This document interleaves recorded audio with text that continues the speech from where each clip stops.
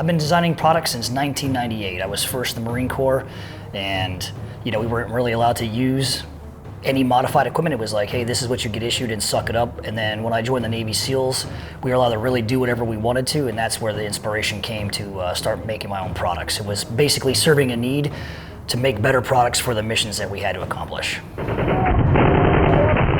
The motivation to design products has always been the same. It is about serving a bigger purpose than myself.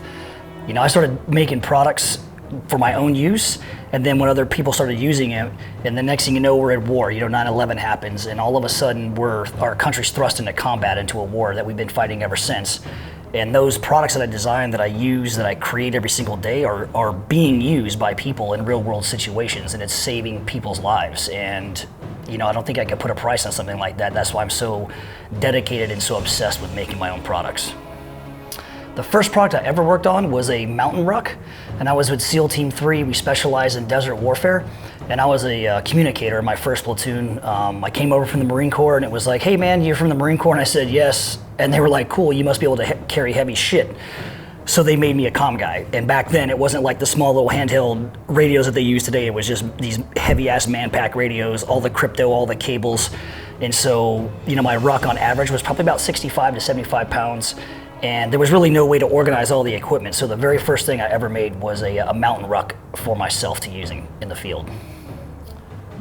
Well, I started out selling other people's products. You name a brand, I've probably sold it. Around, I want to say 2003, I started creating my own products based off of combat experience that I had from Afghanistan, and all the feedback that guys were giving me who were returning home, guys that I was emailing, and hey, what about this? Can you make this? We need help with this. And so all that feedback, basically the brand of TAG came from the actual operator in the field. That's where the slogan, the operator's choice, came from.